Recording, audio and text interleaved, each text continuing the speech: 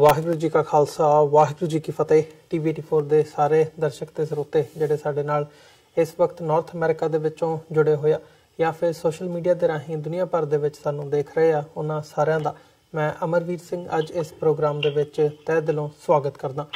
Views, ਜਿਵੇਂ ਕਿ ਅਸੀਂ ਗੱਲ ਕੀਤੀ ਹੈ ਕਿ ਪੰਜਾਬ ਦੇ ਵਿੱਚ ਭਾਰਤ ਭਰ ਦੇ ਵਿੱਚ ਚੋਣ ਜ਼ਾਬਤਾ ਜਿਹੜਾ ਹੈਗਾ ਉਹ ਲਾਗੂ ਹੋ ਚੁੱਕਿਆ। ਆਉਣ ਵਾਲੇ ਸਮੇਂ ਦੇ ਵਿੱਚ ਅਪ੍ਰੈਲ ਦੇ ਮਹੀਨੇ ਦੇ ਵਿੱਚ ਪੰਜਾਬ ਦੇ ਵਿੱਚ ਜਿਹੜੀਆਂ ਨੇ ਲੋਕ ਸਭਾ ਦੀਆਂ ਚੋਣਾਂ ਹੋਣ ਜਾ ਰਹੀਆਂ ਨੇ। ਸੋ ਜਿੱਥੇ ਸਮੂਹ ਜਿਹੜੀਆਂ ਰਵਾਇਤੀ ਪਾਰਟੀਆਂ ਨੇ ਤੇ ਅਦਰਵਾਈਜ਼ ਜਿਹੜੀਆਂ ਨਵੀਆਂ ਇਸ ਵਕਤ ਸਮੀਕਰਨ ਬਣ ਰਹੇ ਨੇ ਭਾਰਤ ਭਰ ਦੇ ਵਿੱਚ ਵੀ ਤੇ ਪੰਜਾਬ ਦੇ ਵਿੱਚ ਵੀ, ਉਸ ਦੇ ਬਾਬਤ ਜਿਹੜੀਆਂ ਸਿਆਸੀ ਗਤੀਵਿਧੀਆਂ ਨੇ ਉਹ ਸ਼ੁਰੂ ਹੋ ਚੁੱਕੀਆਂ ਨੇ। ਸੋ ਜਿੱਥੇ ਚੋਣਾਂ ਦਾ ਮਾਹੌਲ ਇਸ ਵਕਤ ਬਣਿਆ ਹੋਇਆ, ਸਾਰਾ ਜਿਹੜਾ ਧਿਆਨ ਹੈਗਾ ਉਹ ਚੋਣਾਂ ਦੇ ਉੱਤੇ ਹੀ ਕੇਂਦਰਿਤ ਕੀਤਾ ਗਿਆ।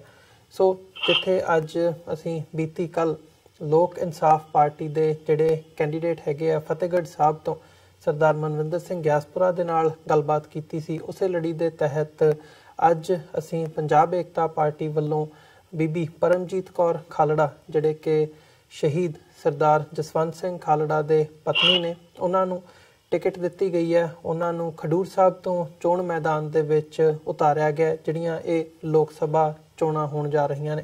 ਸੋ ਜਿੱਥੇ ਹਿਊਮਨ ਰਾਈਟਸ ਦੇ ਫੀਲਡ ਦੇ ਵਿੱਚ ਸਰਦਾਰ ਪਰਮਜੀਤ ਸਿੰਘ ਖਾਲੜਾ ਦਾ ਇੱਕ ਆਪਣਾ ਮੁਕਾਮ ਹੈ, ਕਿਵੇਂ ਉਹਨਾਂ ਨੇ ਪੰਜਾਬ ਦਾ ਜੋ ਦੁਖਾਂਤ ਹੈ, ਪੰਜਾਬ ਦੇ ਵਿੱਚ ਜੋ ਨਸਲਕੁਸ਼ੀ ਕੀਤੀ ਗਈ ਸੀ, ਜਿਹੜੀਆਂ ਲਾਵਾਰਿਸ ਲਾਸ਼ਾਂ ਕਹਿ ਕੇ ਸਾੜ ਦਿੱਤੀਆਂ ਗਈਆਂ ਸੀ, ਉਹਨਾਂ ਲਾਵਾਰਿਸ ਲਾਸ਼ਾਂ ਨੂੰ ਉਹਨਾਂ ਨੇ ਪਹਿਚਾਣ ਦਿੱਤੀ, ਉਹਦਾ ਜਿਹੜਾ ਰਿਕਾਰਡ ਸੀ ਉਹ ਦੁਨੀਆ ਦੇ ਸਾਹਮਣੇ ਲੈ ਕੇ ਆਂਦਾ ਤੇ ਬਾਅਦ ਦੇ ਵਿੱਚ ਜਿਹੜਾ ਉਹ ਕੇਸ ਵੀ ਚੱਲਿਆ ਹੈ, ਜਾਂ CBI ਦੇ ਵਿੱਚ ਹੋਵੇ ਜਾਂ ਸੁਪਰੀਮ ਕੋਰਟ ਦੇ ਵਿੱਚ ਹੋਵੇ ਭਾਰਤ ਦੀ, ਉਹਨੂੰ ਪਰਸਿਊ ਬੀਬੀ ਪਰਮਜੀਤ ਕੌਰ ਖਾਲੜਾ ਨੇ ਕੀਤਾ। ਸੋ ਪਿਛਲੇ ਲੰਬੇ ਸਮੇਂ ਦੇ ਵਿੱਚ ਜੇ ਦੇਖਣਾ ਹੋਵੇ, ਦਹਾਕਿਆਂ ਦਾ ਅਸੀਂ ਸਮਾਂ ਕਹਿ ਸਕਦੇ ਹਾਂ, 90s ਤੋਂ ਲੈ ਕੇ ਹੁਣ ਤੱਕ ਬੀਬੀ ਪਰਮਜੀਤ ਕੌਰ ਖਾਲੜਾ ਵੱਲੋਂ ਹਿਊਮਨ ਰਾਈਟਸ ਦੇ ਫੀਲਡ ਦੇ ਵਿੱਚ ਬੜਾ ਕੰਮ ਕੀਤਾ ਗਿਆ।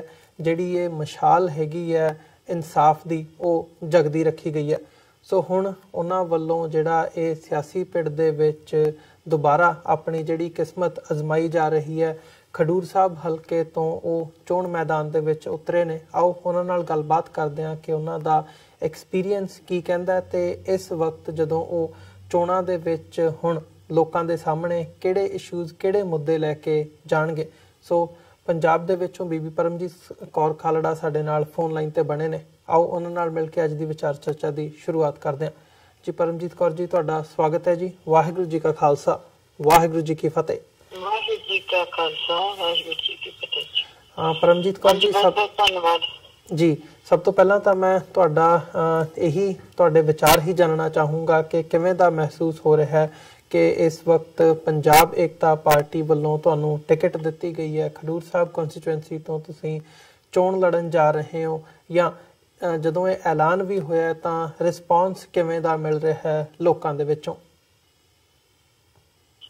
ਹਾਂਜੀ, ਪੰਜਾਬ ਦੇ ਵਿੱਚ ਵੀ ਜਿਹੜਾ ਇਲੈਕਸ਼ਨ ਦਾ ਬਿਗਲ ਹੈ ਉਹ ਵੱਜ ਚੁੱਕਾ ਹੈ ਤੇ ਜਿਹੜਾ ਅਲਾਇੰਸ ਹੈ PDA, ਪੰਜਾਬ ਡੈਮੋਕ੍ਰੈਟਿਕ ਅਲਾਇੰਸ ਹੈ, ਇਹ ਵੱਲੋਂ ਜਿਹੜੀਆਂ ਟਿਕਟਾਂ ਉਹ ਐਲਾਨ ਕੀਤੀਆਂ ਗਈਆਂ ਲਗਭਗ।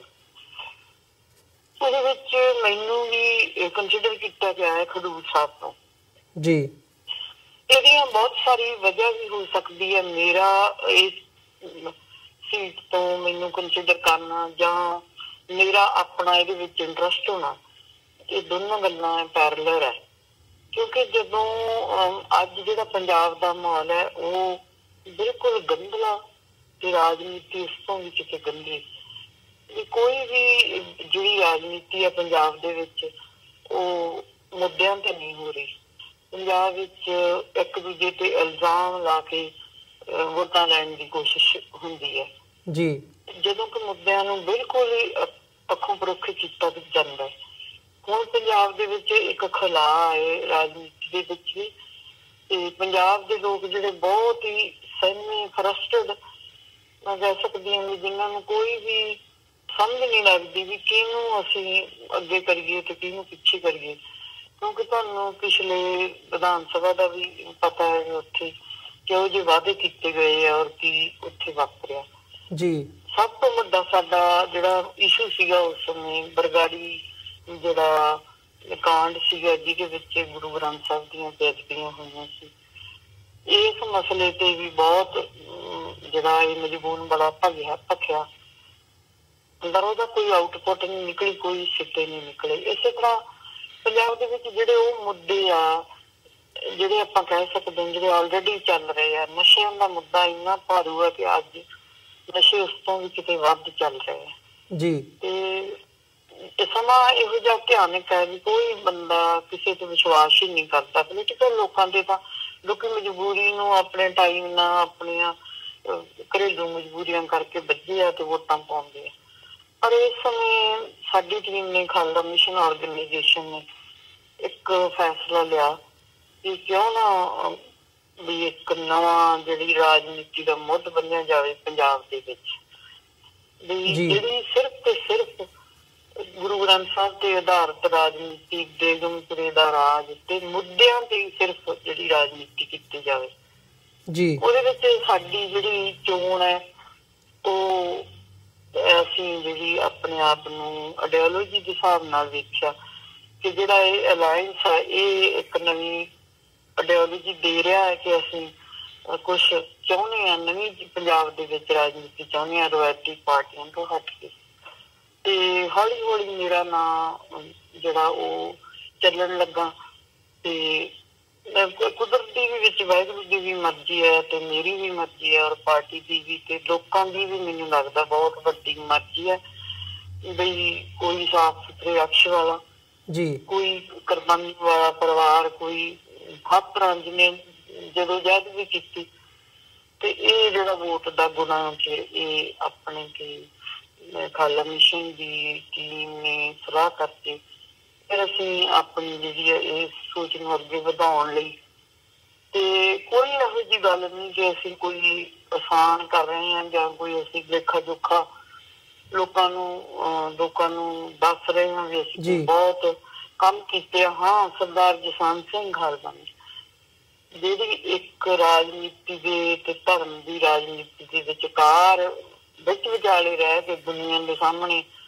ਇਹਨਾਂ ਨੂੰ ਲੋਕਾਂ ਨੂੰ ਦੱਸਿਆ ਕਿ ਹਿਊਮਨ ਰਾਈਟਸ ਦੇ ਪਲੇਟਫਾਰਮ ਤੇ ਖੜ ਕੇ ਗੱਲ ਕੀਤੀ ਸੀਗੀ ਵੀ ਪੰਜਾਬ ਦੇ ਵਿੱਚ ਉਸ ਟਾਈਮ ਬਿਨਾਂ ਵਜ੍ਹਾ ਕਿਸੇ ਨੂੰ ਸੋਚ ਸਮਝ ਤੋਂ ਬਿਨਾਂ ਇੰਨੇ ਹਜ਼ਾਰਾਂ ਮੁੰਡੇ ਲਾਪਤਾ ਕਰ ਦਿੱਤੇ ਗਏ ਤੇ ਕਾਨੂੰਨੀ ਢੰਗ ਨਾਲ ਜਸਵੰਤ ਸਿੰਘ ਖਾਲਸਾ ਨੇ ਚੈਲੰਜ ਕਰਕੇ ਸਟੇਟ ਨੂੰ ਕਾਨੂੰਨ ਵਿੱਚ ਸੁਪਰੀਮ ਕੋਰਟ ਜਾ ਕੇ, ਹਾਈ ਕੋਰਟ ਜਾ ਕੇ ਰਿਟਾਂ ਕਰਾਈਆਂ, ਸਭ ਕੁਛ ਕੀਤਾ ਤੇ ਦੁਨੀਆ ਨੂੰ ਦੱਸਣ ਦੀ ਕੋਸ਼ਿਸ਼ ਕੀਤੀ ਕਿ ਅਸੀਂ ਇਸ ਤਰ੍ਹਾਂ ਸਾਡੀ ਜਿਹੜੀ ਸਿੱਖਾਂ ਦੀ ਨਸਲਕੁਸ਼ੀ ਹੋਈ ਹੈ ਜੀ। ਤੇ ਉਹਨਾਂ ਦੇ ਸਰਦਾਰ ਜਸਵੰਤ ਸਿੰਘ ਦੀ ਜਾਣ ਤੋਂ ਬਾਅਦ, ਉਹਨਾਂ ਦੀ ਸ਼ਹਾਦਤ ਤੋਂ ਬਾਅਦ ਅਸੀਂ ਇੱਕ ਟੀਮ ਵਰਕ ਕੀਤਾ, ਇੱਕ ਖਾਲਸਾ ਕਮੇਟੀ ਤੋਂ ਲੈ ਕੇ ਖਾਲਸਾ ਮਿਸ਼ਨ ਆਰਗੇਨਾਈਜੇਸ਼ਨ ਤੱਕ ਉਹਨੂੰ ਡਿਵੈਲਪ ਕੀਤਾ ਤੇ ਕਾਨੂੰਨ ਦੀ ਜਿੰਨੀ ਵੀ ਪੱਖ ਸੀਗਾ ਉਹਨੂੰ ਅਸੀਂ ਆਪਣੇ ਪੱਖੋਂ ਸਬੂਤਾਂ ਨਾਲ ਕੋਰਟਾਂ ਵਿੱਚ ਰੱਖਿਆ। ਉਹਦੇ ਰਿਜ਼ਲਟ ਨਿਕਲੇ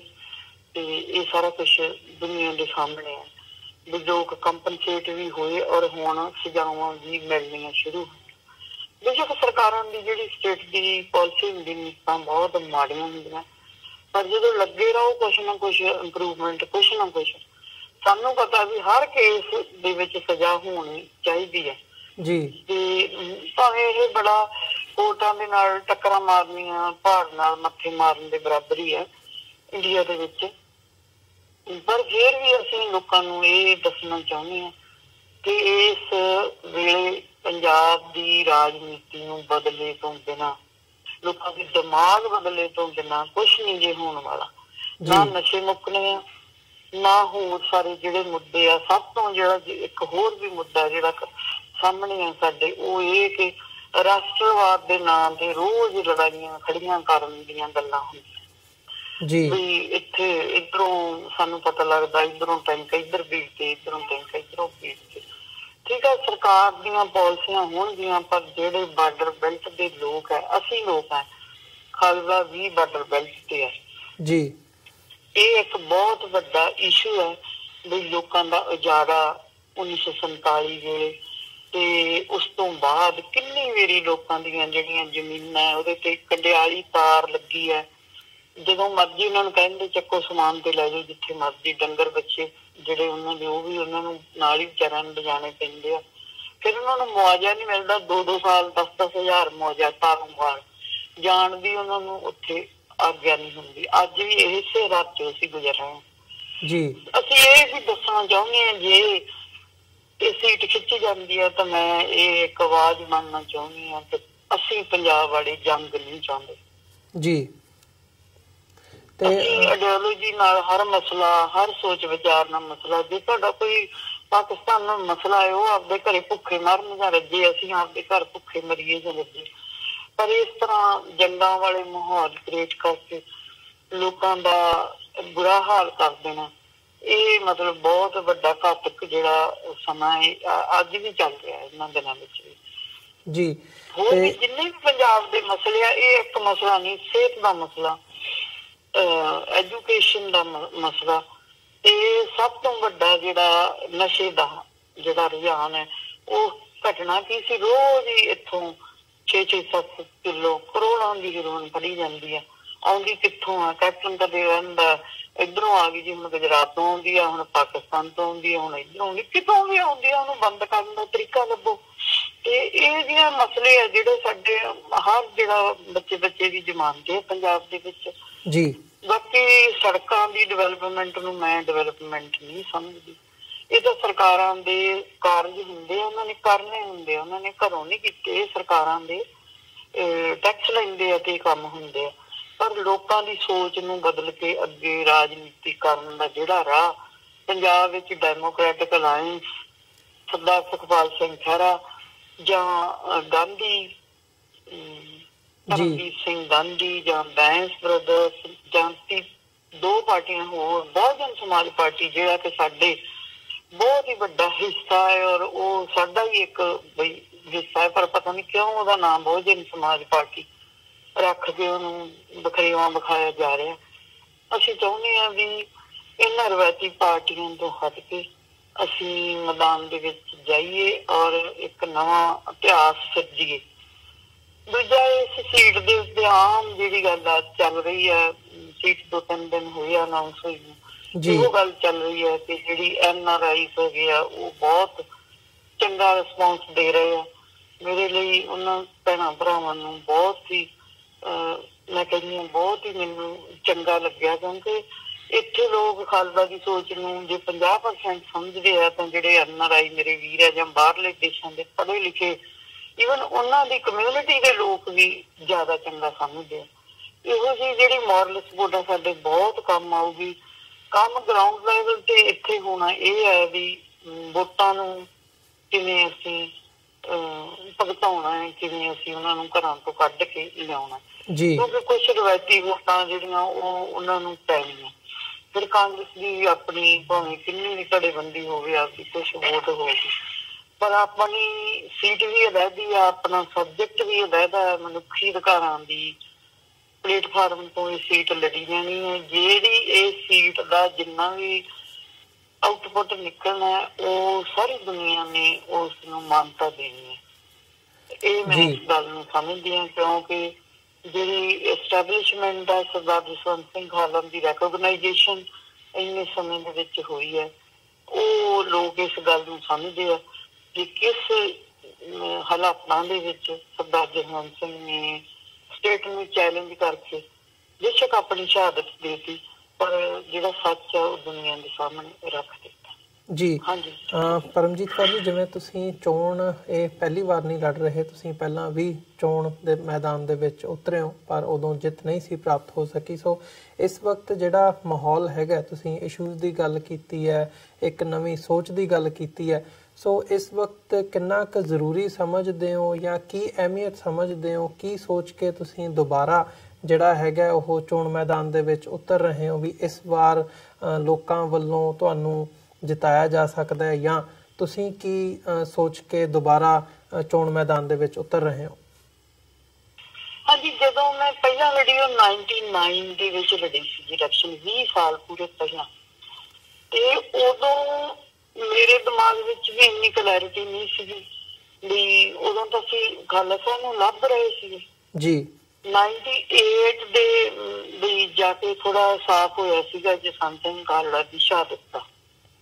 ਤੇ ਉਦੋਂ ਤੁਸੀਂ ਦੇਖੋ ਮਾਹੌਲ ਵੀ ਕਿਹੋ ਜਿਹਾ ਸੀ ਪੰਜਾਬ ਵਿੱਚ। ਲੋਕਾਂ ਨੂੰ ਸਰਦਾਰ ਜਸਵੰਤ ਸਿੰਘ ਦੇ ਕੰਮ ਬਾਰੇ ਕੋਈ ਪਤਾ ਨਹੀਂ ਸੀ, ਸਿਰਫ ਇੰਨਾ ਕੁ ਕਲੀਅਰ ਹੁੰਦਾ ਪਿਆ ਸੀ ਉਸ ਵੇਲੇ ਤੇ ਸ਼ਾਇਦ ਉਹਨਾਂ ਦੀ ਜਿਹੜੀ ਸ਼ਹਾਦਤ ਆ ਉਹ ਹੋ ਚੁੱਕੀ ਹੈ ਜੀ। ਅੱਜ ਤੋਂ 20 ਸਾਲ ਪਹਿਲਾਂ ਅਸੀਂ ਫਿਰ ਉਹੀ ਕਮਰ ਕਸਾ ਕਰਕੇ ਮੈਦਾਨ ਦੇ ਵਿੱਚ ਰਹੇ ਹਾਂ। ਅੱਜ ਸਾਡੇ ਕੋਲੇ ਕਹਿਣ ਲਈ ਬਹੁਤ ਕੁਝ ਹੈ ਤੇ ਤਜਰਬੇ ਦੇ ਵਿੱਚੋਂ ਵੀ ਮੈਨੂੰ ਲੱਗਦਾ ਹੈ ਵੀ ਉਸ ਵੇਲੇ ਇਹੋ ਜਿਹਾ ਮਾਹੌਲ ਨਹੀਂ ਸੀ। ਉਦੋਂ ਤਾਂ ਬਾਦਲ ਪਈ ਹੁੰਦੀ ਸੀਗੀ ਵੀ ਬਾਦਲ ਨਾਲ ਜਿੱਤ ਜਾਣਾ ਜਾਂ ਕਾਂਗਰਸ ਦੀ ਜ਼ਰੂਰ ਉਦੋਂ ਡਾਊਨਫਾਲ ਸੀ। ਤੁਹਾਨੂੰ ਪਤਾ ਉਦੋਂ ਜਿਹੜੀਆਂ ਇਲੈਕਸ਼ਨ ਹੈ ਉਹ ਬਾਦਲ ਨੇ ਬੜੀ ਈਜ਼ੀਲੀ ਜਿੱਤ ਲਈਆਂ ਸੀਗੀ ਤੇ ਸਾਰੇ ਪੰਜਾਬ ਦੇ ਵਿੱਚ ਬਾਦਲ ਦਾ ਜੋਰ ਸੀ। ਔਰ ਬਾਦਲ ਦੇ ਜਿਹੜੇ ਢੰਗ ਤਰੀਕੇ ਆ ਰਾਜ ਕਰਨ ਵਾਲੇ ਵੀ ਸਿਰਫ ਰਾਜ ਹੀ ਕਰਨਾ, ਹੋਰ ਉਹਨੂੰ ਕੋਈ ਮਤਲਬ ਨਹੀਂ ਕਿਸੇ ਮੁੱਦਿਆਂ ਨਾਲ ਜਾਂ ਰਾਜ ਕਰਨਾ ਜਾਂ ਲੁੱਟਣਾ ਜਾਂ ਕੁੱਟਣਾ। ਤੇ ਹੁਣ ਤਾਂ ਬਹੁਤ ਆਲ ਕਲੈਰਿਟੀ ਹੈ ਪੰਜਾਬ ਦੇ ਵਿੱਚ ਵੀ ਬਾਦਲ ਨੇ ਕੀ ਪੰਜਾਬ ਦੇ ਵਿੱਚ ਕੀਤਾ। ਦੇਖੋ ਕਾਂਗਰਸ ਵੱਲੋਂ ਤਾਂ ਅਸੀਂ ਲੜ ਹੀ ਨਹੀਂ ਸਕਦੇ, ਨਾ ਪਹਿਲਾਂ ਲੜੇ ਨਾ ਦੂਜਾ। ਮੈਂ ਕੱਲ ਵੀ ਕਿਹਾ ਸੀਗਾ ਵੀ ਮੈਨੂੰ ਇਹ ਸਵਾਲ ਪੁੱਛਿਆ ਜਾ ਰਿਹਾ ਵੀ ਤੁਸੀਂ ਰਾਜਨੀਤੀ ਵਿੱਚ ਆ ਗਏ ਹੋ, ਕਿਉਂਕਿ ਜੇ ਮੈਂ ਰਾਜਨੀਤੀ ਵਿੱਚ ਆਉਣਾ ਹੁੰਦਾ ਨਾ ਤੇ ਮੈਂ 20 ਸਾਲ ਪਹਿਲਾਂ ਹੀ ਰਾਜਨੀਤੀ ਵਿੱਚ ਆ ਜਾਂਦੀ। ਮੈਂ ਟਿਕਟ ਬਾਦਲ ਤੋਂ ਲੈਂਦੀ ਔਰ ਜਿੱਤ ਵੀ ਜਾਂਦੀ ਜੀ। ਤੇ ਪਰ ਹਾਂ ਇਹ ਕੰਮ ਨਹੀਂ ਸੀ ਹੋਣਾ ਜੋ ਅਸੀਂ ਜਿਹੜਾ ਇੱਕ ਸੰਘਰਸ਼ ਪਰਿਵਾਰਾਂ ਦੇ ਨਾਲ ਜੁੜ ਕੇ ਰਹਿਣਾ। ਬੇਸ਼ੱਕ ਸਾਨੂੰ ਬਹੁਤ ਤੰਗੀਆਂ ਤਰੋਸ਼ੀਆਂ ਆਈਆਂ, ਅਸੀਂ ਉਸ ਸਮੇਂ ਜੇ ਥੋੜਾ ਹੋਰ ਸੋਚ ਲੈਂਦੇ ਕੁਛ ਵੀ ਸਰਕਾਰ ਤੋਂ ਅਸੀਂ ਹਾਸਲ ਕਰ ਸਕਦੇ ਸੀ, ਪਰ ਨਹੀਂ। ਇਹ ਮਤਲਬ ਇੱਕ ਸਾਡੇ ਲਈ ਚੈਲੰਜ ਸੀਗਾ ਕਿ ਅਸੀਂ ਜੋ ਇਨਸਾਫ ਦੇ ਲਈ ਤੁਰੇ ਹਾਂ ਉਹ ਇਨਸਾਫ ਨੂੰ ਜ਼ਰੂਰ ਕੱਢਣਾ। ਹੁਣ ਬੰਦੇ 'ਚ ਮੈਚਿਓਰਿਟੀ ਵੀ ਆਉਂਦੀ ਹੈ ਔਰ ਜਿਹੜਾ ਇਸ਼ੂ ਵੀ ਹੁਣ ਪੂਰੀ ਤਰ੍ਹਾਂ ਸਾਫ਼ ਹੈ, ਪਰ ਉਦੋਂ ਇੰਨੀ ਗੰਦਲੀ ਰਾਜਨੀਤੀ ਨਹੀਂ ਸੀ ਜਿੰਨੀ ਅੱਜ ਜਿਵੇਂ ਹੋਈ ਹੈ। ਵੀ ਮੈਨੂੰ ਲੱਗਦਾ ਗੰਦਲੀ ਤਾਂ ਬਹੁਤ ਸੀ, ਸਾਡੇ ਲਈ ਤਾਂ ਬਹੁਤ ਸੀ। ਜਿਨ੍ਹਾਂ ਦੇ ਬੱਚੇ ਮਾਰੇ ਗਏ ਸੀ ਉਹਨਾਂ ਲਈ ਤਾਂ ਬਹੁਤ ਰਿਟਾਇਰਿੰਗ ਸੀ, ਬਟ ਉਦੋਂ ਰਾਜਨੀਤੀ ਕਰਨ ਦਾ ਵੇਲਾ ਨਹੀਂ ਸੀ ਮੈਨੂੰ ਲੱਗਦਾ। ਮੈਂ ਵੀ ਜੇ ਮੈਂ ਕਹਾਂ ਸੋਚਾਂ ਤੇ ਰਾਜਨੀਤੀ ਜੇ ਮੈਂ ਨਹੀਂ ਕੀਤੀ ਤੇ ਸਾਡੇ ਨੂੰ ਤਾਂ ਹੁੰਦੀ ਰਹੀ ਹੈ ਨਾ 20 ਸਾਲ। ਤੇ ਅਸੀਂ ਕੋਟਿਆਂ ਦੇ ਦਰਵਾਜ਼ਿਆਂ ਤੇ ਹੀ ਬੈਠੇ ਰਹੇ, ਭਾਵੇਂ ਸਾਨੂੰ ਕੋਈ ਪੁੱਛੇ ਤੇ ਭਾਵੇਂ ਕੋਈ ਨਾ ਪੁੱਛੇ। ਮੈਨੂੰ ਲੱਗਦਾ ਵੀ ਹੁਣ ਇਹ ਵੀ ਨਹੀਂ ਮੈਂ ਕਹਿ ਸਕਦੀ ਕੋਰਟਾਂ ਦਾ ਕੰਮ ਖਤਮ ਹੋ ਗਿਆ। ਕੋਰਟਾਂ ਦਾ ਕੰਮ ਨਾਲ ਚੱਲੂਗਾ, ਕਿਉਂਕਿ ਕੋਰਟਾਂ ਦੇ ਵਿੱਚ ਹਜੇ ਵੀ ਸਜ਼ਾਵਾਂ ਦਾ ਵੀ ਥੋੜਾ ਰੁਝਾਨ 3-4 ਕੇਸਾਂ ਦੇ ਵਿੱਚ ਸ਼ੁਰੂ ਹੋਇਆ। ਅਸੀਂ ਹੋਰ ਵੀ ਜਿੱਥੇ ਵਿਚਾਰਾਜੋਈ ਹੋਊਗੀ ਇਸ ਜਿਹੜਾ ਖਾਲਸਾ ਸਾਹਿਬ ਦਾ ਮਿਸ਼ਨ ਆ ਉਹਦੇ ਨਾਲ ਰਵਾਂਗੇ।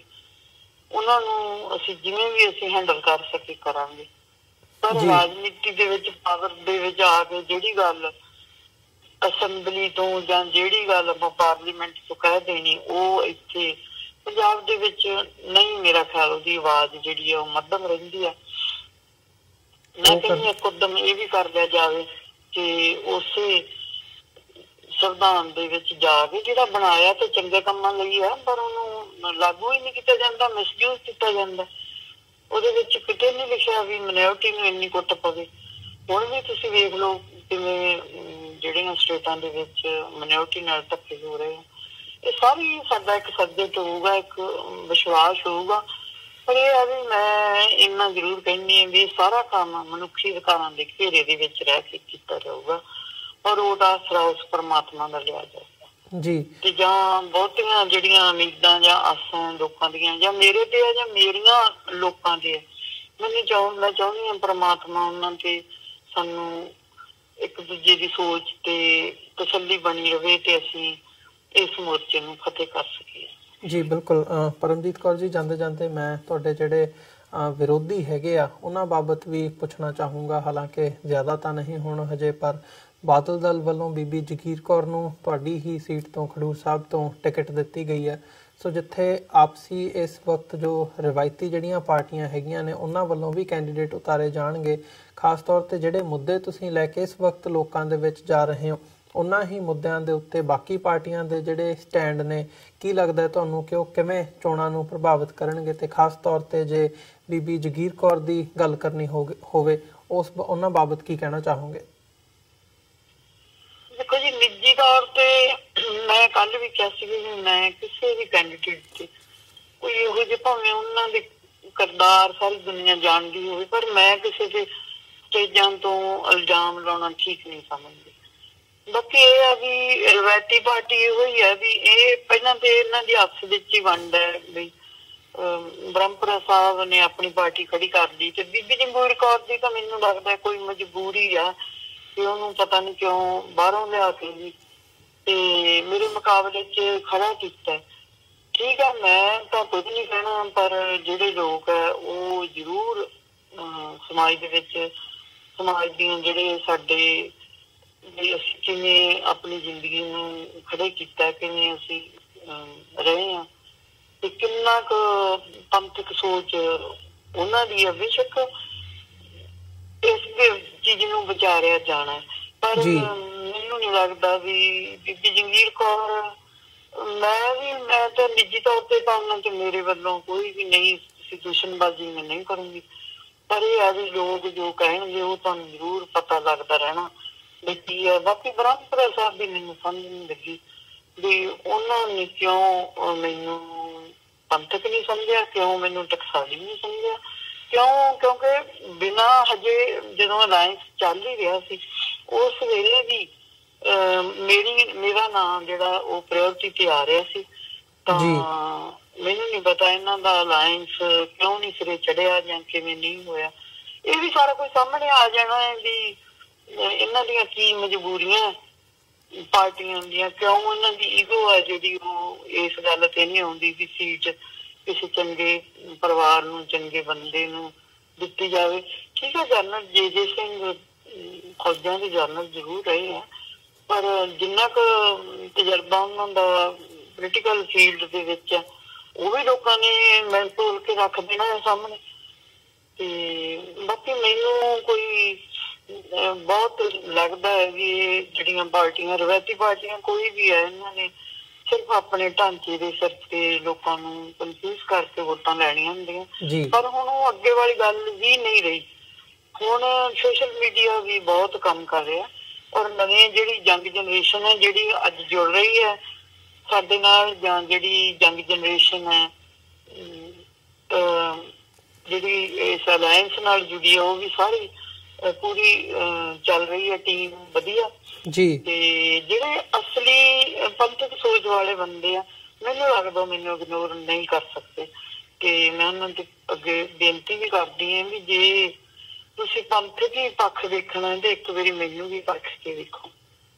ਇਹ ਹੁੰਦੀਆਂ ਤਰਜੀਹਾਂ ਹੁੰਦੀਆਂ ਹਰ ਬੰਦੇ ਦੀਆਂ ਵੀ ਮੈਂ ਕਿੱਥੇ ਖੜਾ, ਤੇ ਇਹ ਤਾਂ ਹੁਣ ਹਜੇ ਸਾਰਾ ਕੁਛ ਉਹਦੇ ਸਮੇਂ ਦੇ ਗਰਭ ਵਿੱਚ ਹੈ। ਜੋ ਵੀ ਰਿਜ਼ਲਟ ਆਉਣਗੇ ਉਹ ਤੁਹਾਡੇ ਸਾਰੇ ਸਾਹਮਣੇ ਆਉਣਗੇ। ਮੈਂ ਤਾਂ ਇਹੋ ਹੀ ਅਪੀਲ ਕਰਦੀ ਹਾਂ ਵੀ ਵੋਟਾਂ ਨੂੰ ਭੁਗਤਾਉਣ ਦਾ ਕੰਮ ਜਿੰਨੇ ਮੇਰੇ ਵੀਰ ਬਾਹਰ ਬੈਠੇ ਆ, ਉਹਨਾਂ ਦੇ ਪਰਿਵਾਰ ਇੱਥੇ ਆ, ਜਾਂ ਜਿੰਨੇ ਵੀ ਕਿਸੇ ਦੇ ਲਿੰਕ ਹੈ, ਉਹ ਮੇਰੀ ਮਦਦ ਜ਼ਰੂਰ ਕਰ ਸਕਦੇ ਆ। ਔਰ ਇੱਕ ਵੇਵ ਜੇ ਬਣ ਜਾਵੇ ਤਾਂ ਫਿਰ ਕਿਸੇ ਕੋਈ ਮਾਈ ਦਾ ਲਾਲ ਜਿਹੜਾ ਇਹਦੇ ਅੱਗੇ ਹਵਾ ਦੇ ਨਹੀਂ ਖੜਨ ਵਾਲਾ ਜੀ। ਮੇਰੀ ਤਰਜੀਹ ਆ ਜੀ। ਬਿਲਕੁਲ ਪਰਮਜੀਤ ਕੌਰ ਜੀ, ਤੁਹਾਡਾ ਬਹੁਤ ਬਹੁਤ ਧੰਨਵਾਦ। ਤੁਸੀਂ ਆਪਣਾ ਸਮਾਂ ਕੱਢ ਕੇ ਸਾਡੇ ਨਾਲ ਵਿਚਾਰਾਂ ਦੀ ਸਾਂਝ ਪਾਈ ਹੈ ਤੇ ਇਹ ਇਸ਼ੂਜ਼ ਜਿਹੜੇ ਹੈਗੇ ਆ ਉਹ ਡਿਸਕਸ ਕੀਤੇ ਆ। ਸੋ ਆਉਣ ਵਾਲੇ ਸਮੇਂ ਦੇ ਵਿੱਚ ਵੀ ਕੋਸ਼ਿਸ਼ ਕਰਾਂਗੇ ਜਦੋਂ ਇਹਨਾਂ ਇਲੈਕਸ਼ਨਸ ਦੇ ਹਵਾਲੇ ਨਾਲ ਨਵੀਂ ਕੋਈ ਡਿਵੈਲਪਮੈਂਟ ਹੁੰਦੀ ਹੈ ਤਾਂ ਜ਼ਰੂਰ ਤੁਹਾਡੇ ਨਾਲ ਰਾਬਤਾ ਕਾਇਮ ਕਰਾਂਗੇ। ਬਾਕੀ ਸਾਡੇ ਵੱਲੋਂ ਤੁਹਾਨੂੰ ਅਸੀਂ ਇੱਕ ਵਾਰ ਮੁਬਾਰਕਬਾਦ ਵੀ ਕਹਿਣਾ ਚਾਹਾਂਗੇ ਕਿ ਤੁਸੀਂ ਇਸ ਪਲੇਟਫਾਰਮ ਤੇ ਆਪਣਾ ਸਮਾਂ ਵੀ ਦਿੱਤਾ ਤੇ ਅਦਰਵਾਈਜ਼ ਜਿਹੜੀ ਇਹ ਮੁਹਿੰਮ ਦਾ ਆਗਾਜ਼ ਕੀਤਾ ਪੰਥਕ ਸੋਚ ਨੂੰ ਲੈ ਕੇ। ਸੋ ਇਹਨਾਂ ਸ਼ਬਦਾਂ ਦੇ ਨਾਲ ਹੀ ਅੱਜ ਦੇ ਸ਼ੋਅ ਦੇ ਵਿੱਚ ਇੱਥੇ ਤੁਹਾਡੇ ਕੋਲੋਂ ਇਜਾਜ਼ਤ ਚਾਹਾਂਗੇ ਜੀ। ਬਹੁਤ ਬਹੁਤ ਧੰਨਵਾਦ। ਫਤਿਹ ਦੀ ਸਾਂਝ ਪਾਈਏ। ਵਾਹਿਗੁਰੂ ਜੀ ਕਾ ਖਾਲਸਾ, ਵਾਹਿਗੁਰੂ ਜੀ ਕੀ ਫਤਿਹ। ਵਾਹਿਗੁਰੂ ਜੀ ਕਾ ਖਾਲਸਾ, ਵਾਹਿਗੁਰੂ ਜੀ ਕੀ ਫਤਿਹ। ਧੰਨਵਾਦ। ਵਿਊਅਰਸ, ਉਮੀਦ ਕਰਦੇ ਹਾਂ ਕਿ ਅੱਜ ਦੀ ਸਾਡੀ ਇਹ ਗੱਲਬਾਤ ਤੁਹਾਨੂੰ ਜ਼ਰੂਰ ਪਸੰਦ ਆਈ ਹੋਵੇਗੀ। ਜਿਵੇਂ ਕਿ ਪੰਜਾਬ ਏਕਤਾ ਪਾਰਟੀ ਵੱਲੋਂ ਬੀਬੀ ਪਰਮਜੀਤ ਕੌਰ ਖਾਲੜਾ ਨੂੰ ਖਡੂਰ ਸਾਹਿਬ ਕੌਂਸਟੀਚੁਐਂਸੀ ਤੋਂ ਉਮੀਦਵਾਰ ਐਲਾਨਿਆ ਗਿਆ। ਇਹਨਾਂ ਦਾ ਕਹਿਣਾ ਹੈ ਕਿ ਇਹ ਪੰਥਕ ਇਸ਼ੂਜ਼ ਜਿਹੜੇ ਹੈਗੇ ਆ ਉਹ ਗੁਰੂ ਗ੍ਰੰਥ ਸਾਹਿਬ ਦੀ ਬੇਅਦਬੀ ਦਾ ਹੋਵੇ ਜਾਂ ਅਦਰਵਾਈਜ਼ ਹਿਊਮਨ ਰਾਈਟਸ ਦੇ ਜਿਹੜੇ ਇਸ਼ੂਜ਼ ਹੈਗੇ ਆ, ਜਿਹੜੀ ਇਹ ਉਹਨਾਂ ਨੂੰ ਅੱਗੇ ਲੈ ਕੇ ਆਉਣਗੇ। ਰਾਸ਼ਟਰਵਾਦ ਦੀ ਜਿਹੜੀ ਮੁਹਿੰਮ ਦੇ ਥੱਲੇ ਜਿਹੜਾ ਇਹ ਇੱਕ ਕੱਟੜਵਾਦੀ ਪੋਲਰਾਈਜੇਸ਼ਨ ਕੀਤੀ ਜਾ ਰਹੀ ਹੈ ਇਹਦੇ ਉਹ ਖਿਲਾਫ ਨੇ। ਸੋ ਆਉਣ ਵਾਲੇ ਸਮੇਂ ਦੇ ਵਿੱਚ ਦੇਖਦੇ ਹਾਂ ਕਿ ਜਿਹੜੀ ਇਹ ਸਿਆਸੀ ਹਵਾ ਹੈਗੀ ਹੈ ਉਹ ਪੰਜਾਬ ਦੇ ਵਿੱਚ ਖਾਸ ਤੌਰ ਤੇ ਜਿਹੜੀਆਂ 13 ਲੋਕ ਸਭਾ ਦੀਆਂ ਕੌਂਸਟੀਚੁਐਂਸੀਜ਼ ਨੇ ਉੱਥੋਂ ਕਿੱਦਾਂ ਦੇ ਜਿਹੜੇ ਕੈਂਡੀਡੇਟਸ ਹੈਗੇ ਆ ਉਹ ਫੀਲ ਹੁੰਦੇ ਨੇ ਤੇ ਉਹਦੇ ਵਿੱਚੋਂ ਫਿਰ ਜਿੱਤ ਕਿਹਨਾਂ ਦੀ ਹੁੰਦੀ ਹੈ। ਸੋ ਇਹਨਾਂ ਹੀ ਸ਼ਬਦਾਂ ਦੇ ਨਾਲ ਅੱਜ ਦੇ ਸ਼ੋਅ ਦੇ ਵਿੱਚ ਤੁਹਾਡੇ ਕੋਲੋਂ ਇੱਥੇ ਹੀ ਇਜਾਜ਼ਤ ਚਾਹਾਂਗੇ। ਦੁਬਾਰਾ ਫਿਰ ਕੱਲ ਨੂੰ ਤੁਹਾਡੇ ਨਾਲ ਮੁਲਾਕਾਤ ਹੋਵੇਗੀ। ਤਦ ਤੱਕ ਲਈ ਇਜਾਜ਼ਤ ਦਿਓ ਜੀ। ਵਾਹਿਗੁਰੂ ਜੀ ਕਾ ਖਾਲਸਾ, ਵਾਹਿਗੁਰੂ ਜੀ ਕੀ ਫਤਿਹ।